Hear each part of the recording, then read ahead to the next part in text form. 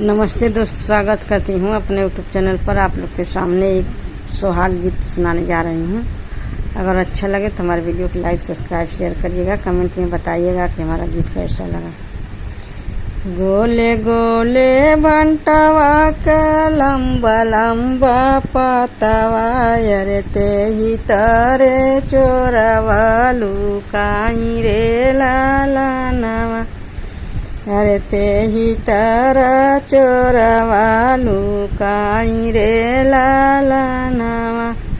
गोले गोले भंटवा का लंबा लंबा पतवा, अरे लंबा लंबा पतवा, अरे ते ही तारे चोरवा लुकाई रे लाला नवा।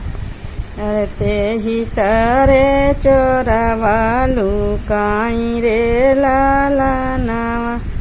बहरे से आवाई भैया कावन रमय, अरे भैया कावन, अरे धैली हला चोरवा का बाहरे लाला नवा। अरे धैली हला चोरवा का बाहरे लाला नवा। भीतरा से निकलेली बहिनी कावन रमरनी, बहिनी कावन, अरे झपसी दुआरवा पर जाई रे लाला नवा। अरे झपसी दुआरवा के जाई रे लाला नवा। धीरे से पकड़ा भैया चोरवा का बाहिया, अरे चोरवा का बाहिया, अरे चोरवा जे जीजा तू हार रे लाला नवा।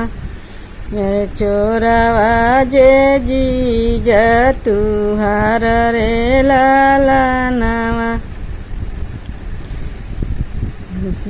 दू घर में से निकलेली बेटी कावन दे, अरे झपसी दुआरवा के जाई रे लाला नवा।